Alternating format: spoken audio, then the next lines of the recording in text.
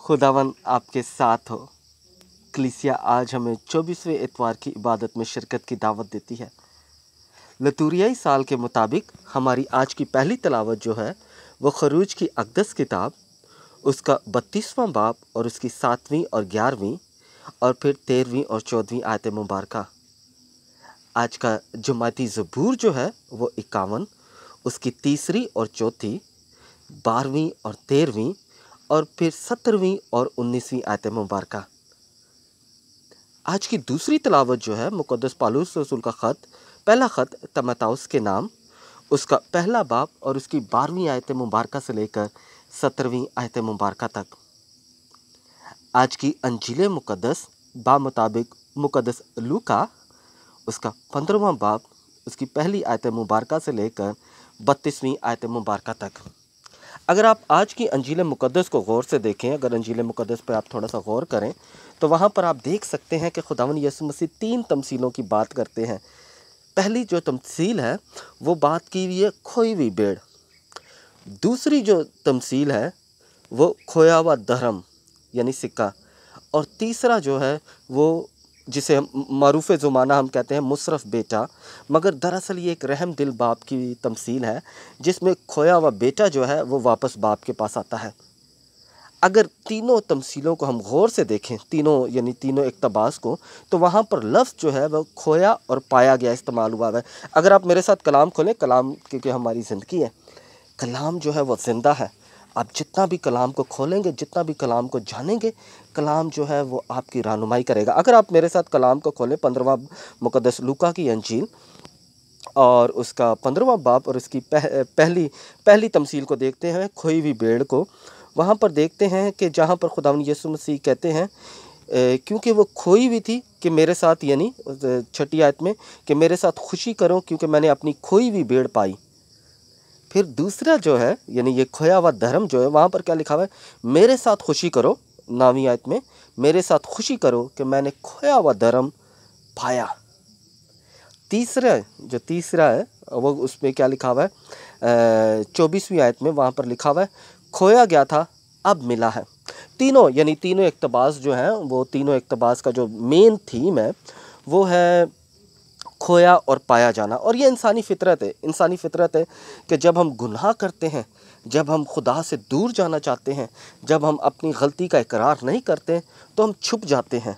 और ये बड़ा नॉर्मल है। अगर आप मेरे साथ कलाम को खोलें, कलाम क्योंकि हमारी ज़िंदगी है, कलाम से हम रहनुमाई हासिल करते हैं। अगर आप कलाम को खोलें, तकवीन की अक़दस किताब उसका 3रा बाब और उसकी 8वीं आयत में अगर आप देखें, वहाँ पर क्या लिखा हुआ है 8वीं आयत में, और उन्होंने खुदावन की जो शाम के वक्त बाग में फिरता था आवाज़ सुनी तो आदमी और उसकी बीवी बाग के दरख्तों में खुदा के हजूर से छुप गए। ये जो है इंसानी फ़ितरत है कि हम जब गुनाह करते हैं, जब हम खुदा से, हम ये महसूस करते हैं कि हम छुप जाएंगे। खुदा से हम छुप नहीं सकते, खुदा हमें ढूंढता है। और बिल्कुल आज मैं सिर्फ एक तमसील पे इब्रानी में से नमशल कहते हैं। नमशल का मतलब ये होता है कि यानी स्टार्टिंग पॉइंट जो है, किस तरह जो तमसील है वो समझी जा सकती है। तो पहली जो तमसील है उसी पे आज बात करेंगे क्योंकि हमारे पास इतना वक्त नहीं होता कि इतनी लंबी रिकॉर्डिंग कर सकें। मगर पहली जो हम इक़्तिबास पे बात करेंगे वो है खोई हुई भेड़। जो खोई हुई भेड़ है उसके बारे में हम देखते हैं, वहाँ पर लिखा हुआ है कि जो भेड़ है वो ख़ुद उसने डिसाइड किया, उसने ख़ुद फ़ैसला किया है कि वो जाएगी और वो दूर चली जाती है। भेड़ जो है उसने ख़ुद फ़ैसला किया। अब यहाँ पर हमें चरवाहा जो है वो, हमें ऐसा महसूस होता है कि चरवाहा जो है वो हिसाब में शायद कमज़ोर है। वो 99 को छोड़कर, एक बड़ा नंबर छोड़कर एक के पीछे जाता है और एक को जब ढूंढता है तो उसके लिए खुशी करता है। बाइबल मुक़द्दस में हर एक चीज़ का मतलब होता है और खुदावंद यीशु मसीह जब तमसील में बात करते हैं तो वो बात करते हैं कि इसका मतलब क्या होगा हमारे लिए। अब यहाँ पर एक सवाल पैदा ये होता है कि हम, खुदावंद यीशु मसीह ने हमें भेड़ क्यों कहा है? खुदावंद यीशु मसीह ने हमें बब्बर शेर क्यों नहीं कहा? या खुदावंद यीशु मसीह ने हमें दूसरा कोई ऐसा चालाक होशियार जानवर क्यों नहीं तशबीह हमें दी जो तेज़ है, मगर भेड़ ही क्यों? बहुत सारे जो तफसीर करने वाले हैं वो कहते हैं कि भेड़ जो है वो रहम दिल है, भेड़ जो है वो ताबेदार होती है, भेड़ जो है वो अपने मालिक की बात सुनती है, अपने चरवाहे की बात सुनती है। ये बिल्कुल ठीक बात है, ये इसमें कोई शक नहीं है, भेड़ की ये खसूसियात है। मगर खुदा जो है वो भेड़ से हमें तशबीह एक चीज़ की और भी देता है, जो हमें 7वीं आयत में हम पढ़ते हैं कि खुदा गुनाहगारों को जब वो मुड़ते हैं, जब वो वापस आते हैं तो उनकी सुनता है। खुदा हमें भेड़ इसलिए कहता है, अगर आप किसी भेड़ खाने से गुजरें तो वहाँ पर आप देख सकते हैं कि भेड़ जो है उसकी बू बहुत होती है, यानी उसमें से बदबू बहुत आती है, स्मेल बहुत आती है। तो खुदा जो है वो हमें भेड़ इसलिए कहता है कि यानी हम अगर हमारे गुनाह जो है वो हमें चाहे कितने भी हों, हम चाहे कितने दूर भी चले जाएं, हम जहाँ मर्जी चले जाएं, खुदा हमें ढूंढ लेगा, खुदा हमारे पीछे आएगा, खुदा हमें हासिल करेगा और खुदा हमें अपने कंधों पर उठा लेगा। क्योंकि हम बाज़ औक़ात ये समझते हैं कि हम खुदा को ढूंढ रहे हैं, हम खुदा को नहीं ढूंढ रहे, खुदा हमें ढूंढता है। मैं पिछले साल फ्रांस में पढ़ा रहा था, तो वहाँ पर एक लड़का जो है यानी सेमिनेरियन जो था, वो ये कह रहा था कि आई एम सर्चिंग गॉड, यानी मैं खुदा को तलाश कर रहा हूँ। तो मैंने उसको कहा था कि do not search God, God is searching you, यानी आप खुदा को तलाश ना करें, खुदा आपको तलाश कर रहा है। और इसी तरह आज की जो तमसील है, जो पहली तमसील है खोई हुई भेड़, कि भेड़ जो है, क्योंकि उस वक्त में ना तो गूगल मैप है और ना ही GPS है, तो किस तरह जो है वो चरवाहा जो है वो भेड़ को ढूंढता है, वो उसकी स्मेल, उसको सूंघते हुए उसकी स्मेल के पीछे जाता है, और जब उस पीछे जाता है तो उसको हासिल करता है। इसी तरह खुदा जो है, अगर हम ये समझते हैं कि हमने गुनाह किया और हम खुदा से दूर हो गए, परेशानी की कोई बात नहीं है। खुदा हमें ढूंढेगा, खुदा हमें ढूंढेगा और हमें पाएगा और हमें अपने कंधों पर उठा लेगा, हम पर तरस खाएगा, जो हमने तीसरी तमसील में मुशर्रफ बेटे की कहानी में देखा है कि तरस खाएगा और हमें गले से लगाएगा, हमारे साथ खुशी करेगा। अगर आप खो गए हैं, खुदा को मौका दें वो आपको तलाश करे। अगर आप छुप गए हैं तो खुदा आपको ढूंढ लेगा। अगर आप खो गए हैं तो खुदा आपको हासिल कर लेगा। ज़रूरत इस अमर की है कि हम अपने आप को खुदा के हवाले करें। और इशाया नबी का सहीफ़ा, उसका 49 बाब और उसकी 15वीं आयत, क्या खूबसूरत लिखा हुआ है वहाँ पर, क्या खूबसूरत लिखा हुआ है, क्या औरत अपने शीरख्वार बच्चे को भूल जाती है? क्या अपने शकम के फर्जंद पर रहम ना करे? और अगरचा वो भूल भी जाए, पर मैं तुझे ना भूलूंगा। खुदावन क्या कह रहा है, मैं तुझे ना भूलूंगा। देख, मैंने तुझे अपनी दोनों हथेलियों पर खोदा है और तेरी दीवारें हर वक्त मेरी आंख के सामने हैं। खुदा जो है वो हर वक्त हमें देख रहा है, खुदा हर वक्त हमारे लिए फ़िक्रमंद है।